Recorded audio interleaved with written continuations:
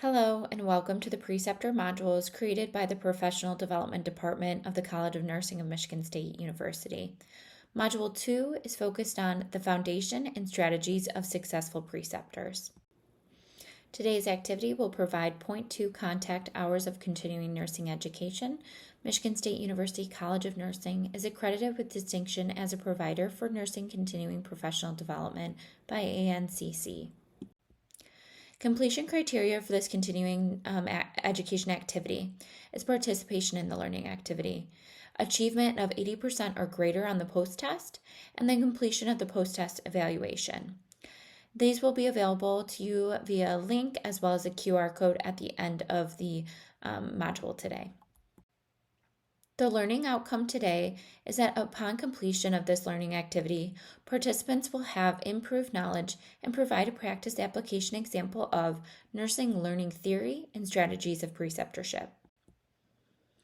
So again, this presentation is on the foundation and strategies of successful preceptors. My name is Catherine Kowalski. I'm an assistant professor and nurse planner with the Professional Development Department of the College of Nursing at Michigan State.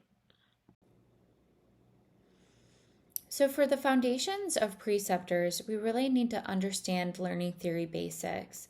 And to be a preceptor and to really be successful, you first need to understand your student and their learning needs. So this is Dr. Benner's model developed in 1984, and its approach to learners that is talking about the progression of a learner from the novice to the expert. Experiential learning is really essential to the process of taking that learner from a novice to an expert level. And why is this really important for you to understand as a preceptor? Well, preceptors can tailor the learning experience by recognizing the level in which the learner's at and understanding the progression needed to gain that knowledge and skill to become an expert.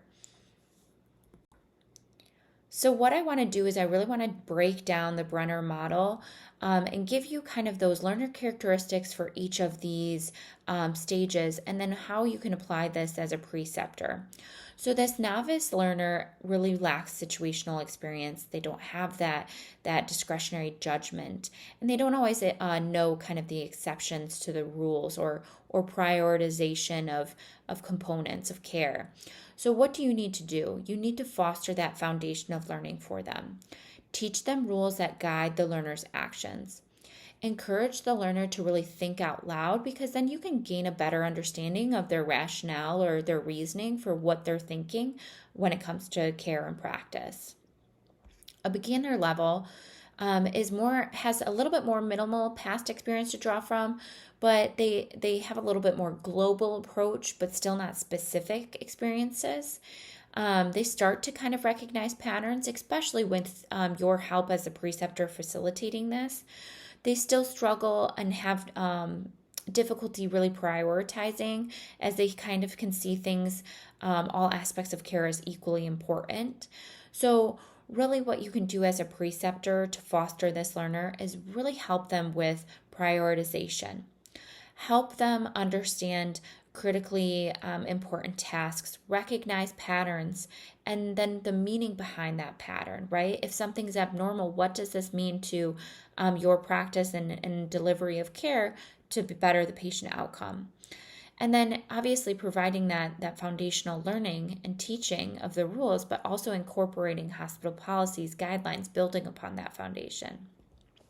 The competent learner really is more organized, but they kind of lack that speed and flexibility. They know really what needs to be done. They're a little bit more adaptable. They're starting to kind of understand prioritization of care. So what can you do as a preceptor is really focus on helping them to develop decision-making skills. And this can be done through really coordinating multiple or really complex patient needs to help foster that learning. A proficient learner really sees the situation as a whole. They have a more holistic approach to decision making. They recognize what's expected, what's not expected, and when something's missing. And what you can do as a preceptor is to utilize more complex patients as well as case studies to really help facilitate learning, and then really help guide them to understand the exceptions to any rules that may just not be taught in that foundational knowledge, but what are the exceptions to any rules that might occur outside of normal practice functioning. The expert really has that intuitive grasp and kind of complexities of care really mastered. They're able to recognize patterns, provide solutions. And what you can do for this learner is really encourage the learner to provide examples and descriptions of best care practices.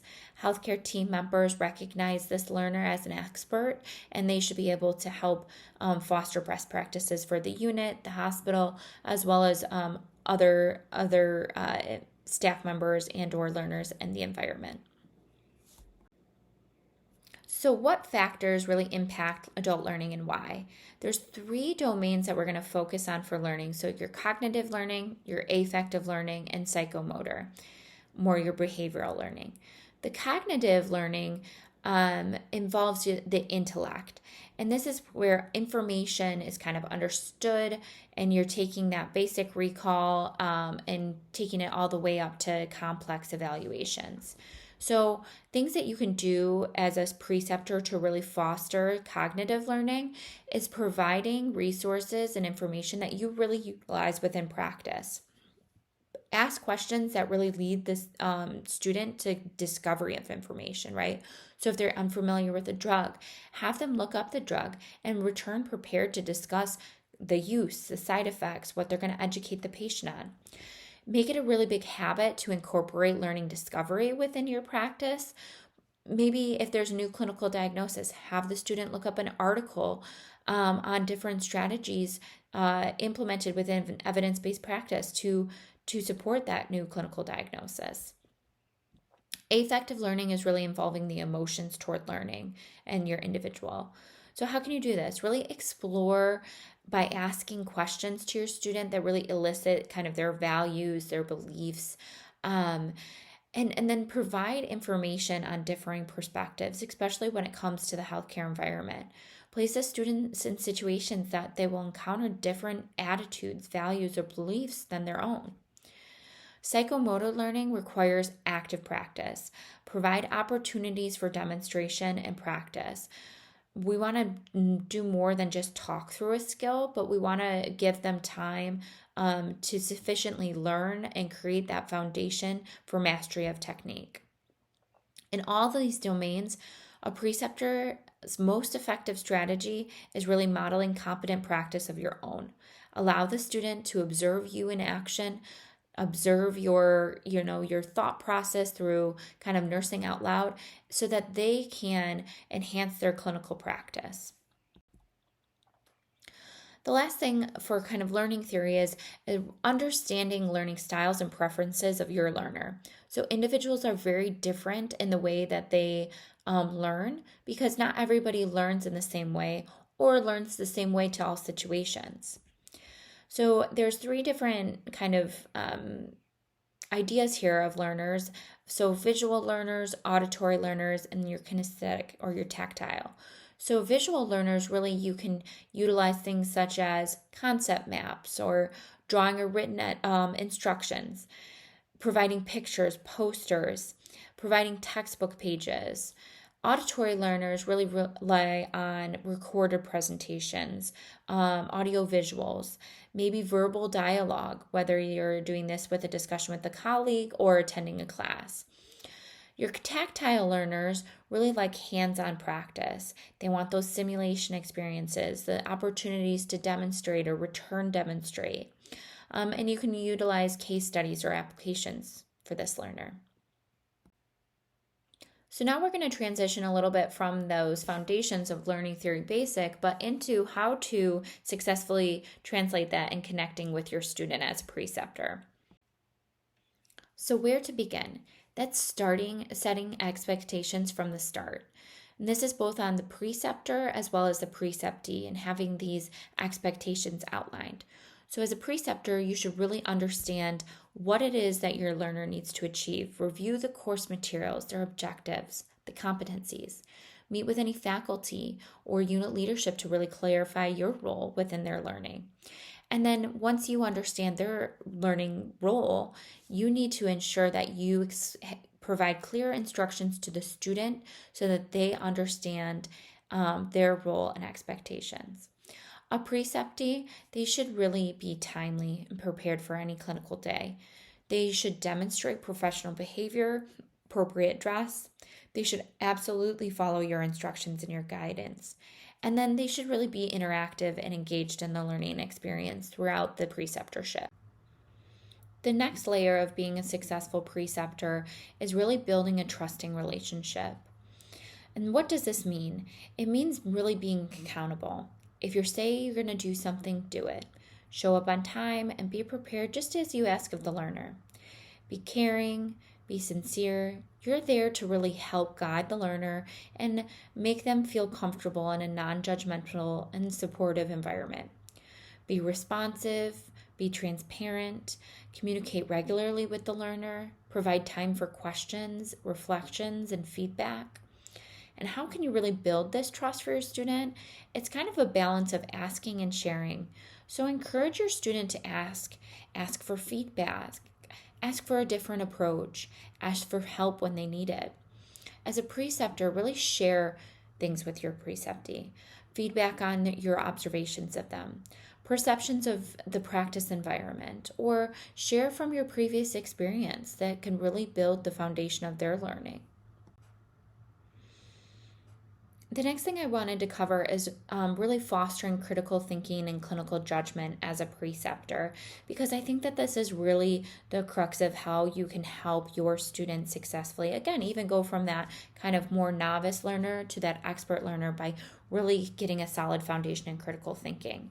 So critical thinking, it really incorporates interpretation, analysis, evaluation, right? Assessing things, the inference, and then kind of being able to explain one's clinical reasoning.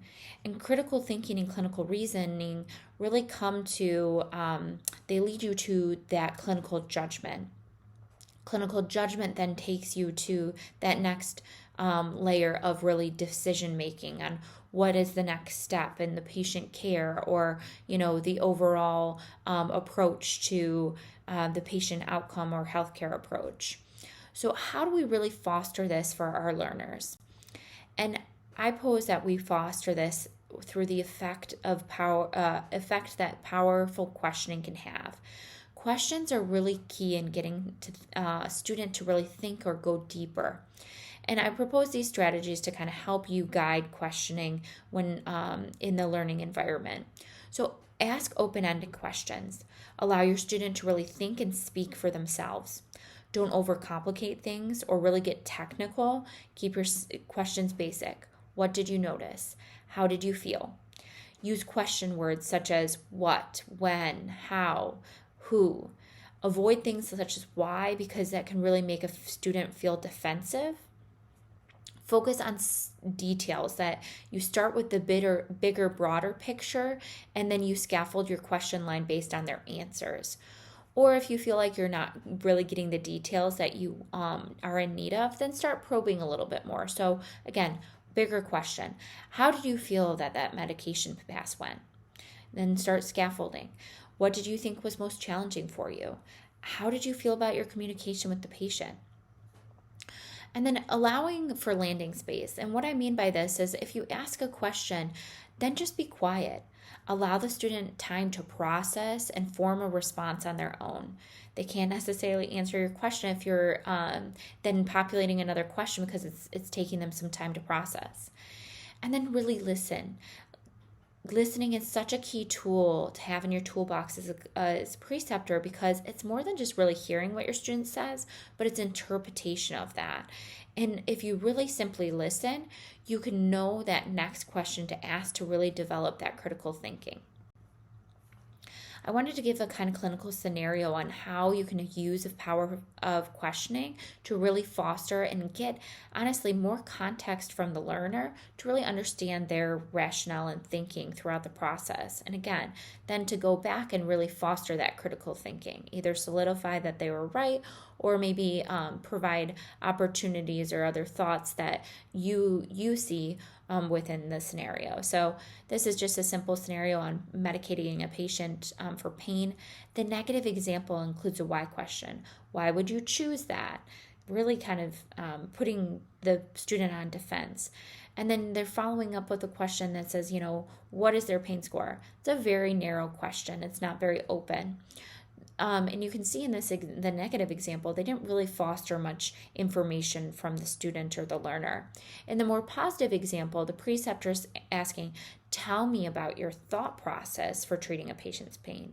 The pain, they then give you details to their thought process. They had 2 medications available. They chose Tylenol based on their rating. How did you assess their pain? This is a broader question.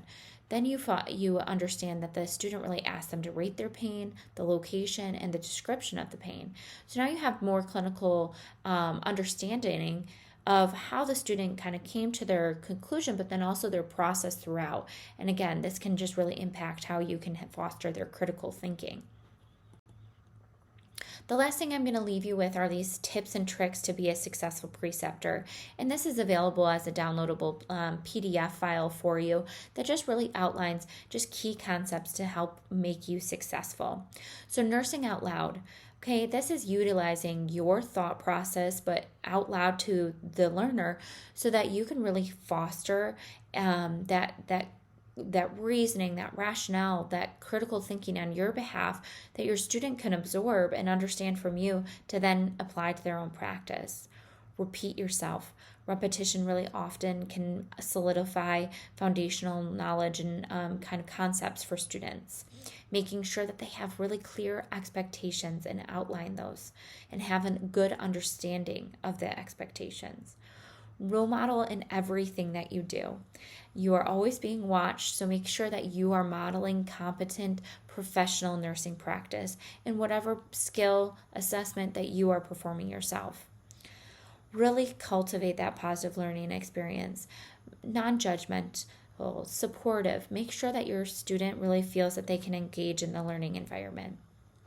Communication. Feedback. These are really key concepts, and these are covered in separate modules if you feel that you need more information and guidance on these areas. And then know to yourself that no one ever really knows every single answer. So the best thing that you can do is you can guide your learner on how you would then go find the information. Take them to references and resources that you utilize within your own practice on a regular basis. This concludes the foundation and strategies of successful preceptors. Thank you so much for taking the time to join me today. Here are the references used for this presentation. And on this slide, you will find the post-session test and evaluation link, as well as a QR code that you can scan with your phone. What you need to do is you need to go ahead and take this post-test. Again, pass this with at least an 80% or greater. Once you have successfully completed the post-test, it will take you on to the evaluation in which you will provide your feedback and information. Once you complete that survey, the contact hour certificate will be sent directly to the email that you provide. Thank you again for spending the time with us to learn alongside and grow your preceptorship.